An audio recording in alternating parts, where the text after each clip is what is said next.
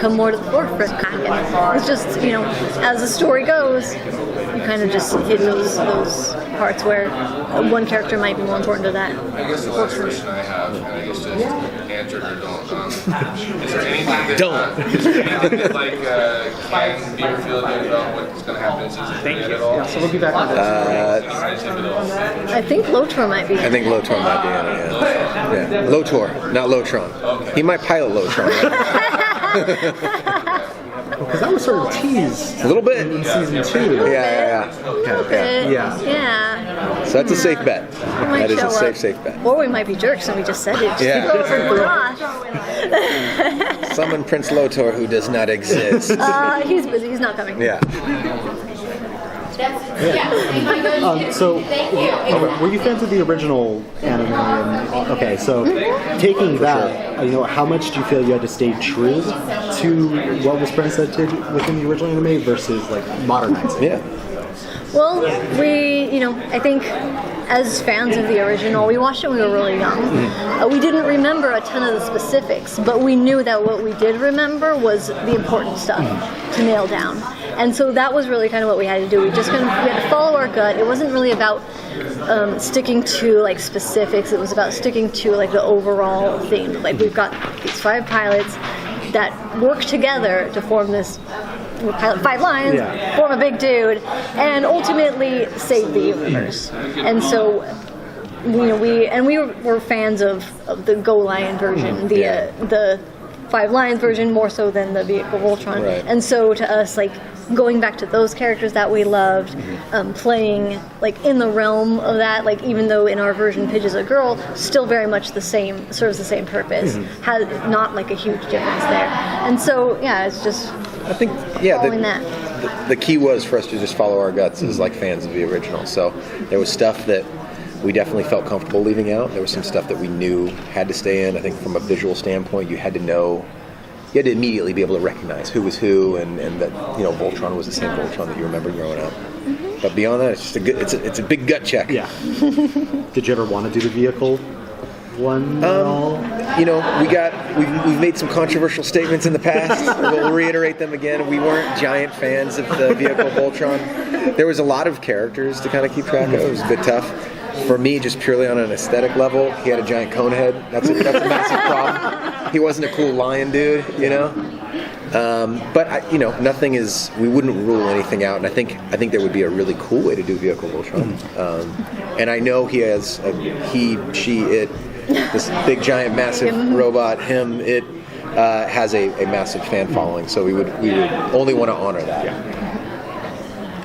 Would you say that Voltor's obsession with the Black Lion led to his demise? Zarkons. Sorry, It's all good. We got Lotor, we got Voltron, Lotor, we got them all. It's all interchangeable. Yeah, seriously. Absolutely. I think Zarkon having been the original Black Paladin, just kind of focusing so much on that line and regaining that power, it kind of. He wasn't able to focus on the larger battle at hand, and I think it just kind of gave him tunnel vision, which allowed people to come in from the sides and kind of. Hagar called him on it too. She was like, "Dude, you're acting weird. This is getting a little squirrely now." Exactly. I mean, he even had a cool new toy, and it's like he was so obsessed with the Black Lion, he couldn't even It's like he had this cool appreciate toy. what you have, man. Yeah. The cool shield and everything. That was awesome. I think this is subtle, but the idea behind that is that was like him trying to force the Voltron situation. True. And that suit was not, I think in my mind, had he continued on with that suit, it would have consumed him, and it wasn't Voltron, so it would have done him damage. Yeah, Voltron is a very unique thing, and it's not something that's easily recreated. Right. And I think Zarkon had probably tried a number of times to do that, and ultimately failing every time. And even his Zarkon suit, it's still not Voltron. Still not Voltron. He still wants that Black Lion. Okay. And also, apparently in the original story arc, Lotor was obsessed with Eludra, so could that potentially play into... That is something we're just going to have to wait and see. All shall wait to be seen on that. I will say that in my childhood, there was a lot of that. Like the guy wants to kidnap the girl and force her to marry him, and I feel like that is a thing that needs to stay kind of in the past. Right. So if we were to go down a road like that, we would probably choose a very different way to do it. But ultimately, what we do with Lotor remains to be seen. Plus, Laura would just like punch him in the face. She'd be like, "Get away from me, you creeper!" We do have like a very different Allura too. So. Yeah, the Allura and Hagar dynamic, it was revealed that Hagar was Ultron. So is that going to be explored a little bit more into season 3? Possibility. I think we don't dangle a carrot like that. We would have brought it up if we were just like, and it doesn't mean anything. Like, but how how and when we deal with it, that's all yet to be determined. I was just curious, who did Weird Al actually voice a character? Right? He did. He was Blumfump, who was in the Mermaid episode.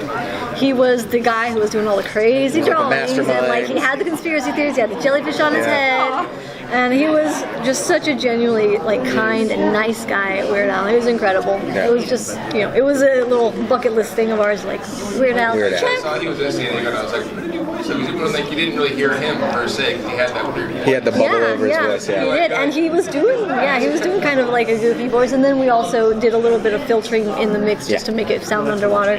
But that's half the fun, is just having these people come in and then like they're just such part of the show that doesn't stand out. You don't even know, For us, we had a weird one too, where we had hired Vince Shalomi is a ShamWow guy. I don't know if you guys are familiar with ShamWow, but he was like the knife salesman in the Space Mall, and so we were like.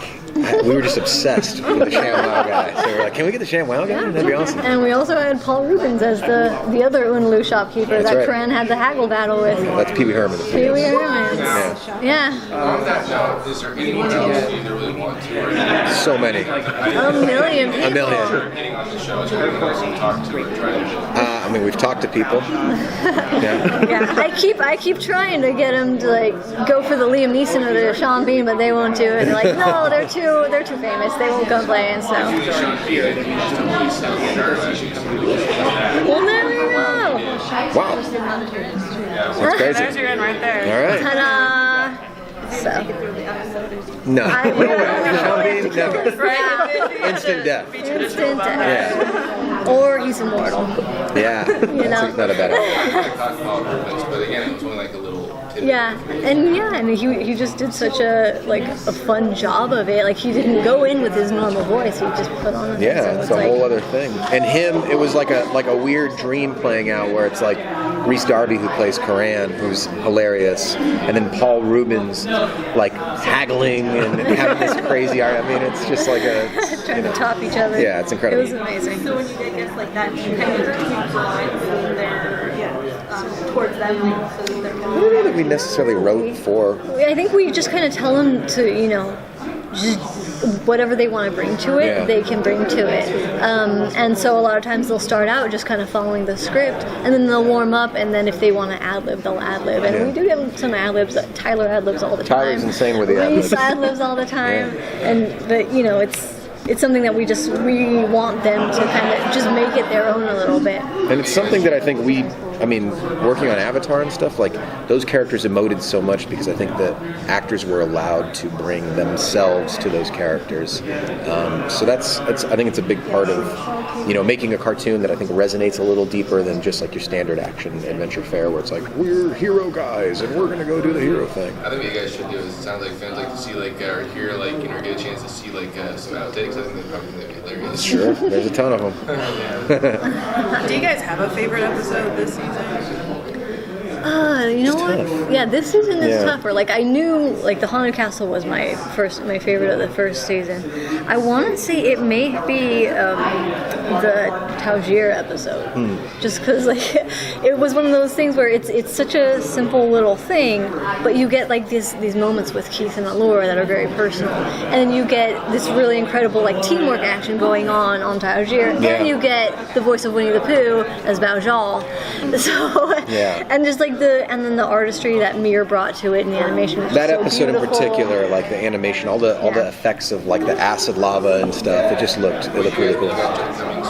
Yeah, we did. But probably the mermaid episode, if I'm being honest. Yeah. Was pretty, you gotta see the setup there. He was kind of You do. and Keith too. And he gets his upgrade. Hunk gets his cool line upgrade. There's a lot in that one. I like the Space Mall just because I think it was just such a left turn, you know. Yeah. And it was like just a nostalgia trip for us to do like next Tyler Claus's character goes, hey, cool, it's a little gaming system. Yeah, totally. We were like, can they get a Nintendo? Can they get like an old school Sega or a Nintendo or something? So at first, I think we had, it was called like a Super Famicom. No, it was called like a Super Mamicom or something like that. Super Samicom, and then our legal department was like, that sounds like too much like a Super Famicom. You can't do it. Yeah, we went through a few names before. It was like the Mercury Game, Game Flux Flux, 5 is what it is. Can we go back to the mall? I think we can many times. Yeah, I would go back all the day, time. every day. A new mall story. Yeah, the new new mall show story. is just about the mall. They did. Yeah, one season, second season. Yeah, I think anything's possible. Yeah. We love them all. Yeah, they just abandoned Voltron and then they go get jobs at the mall. Yeah. That's our new show. What they should do Yeah. is they should Totally. for, like the two Voltrons from different timelines meet somehow because it's like two different like universes. That kind of, You're writing an episode right now. You can't do that here.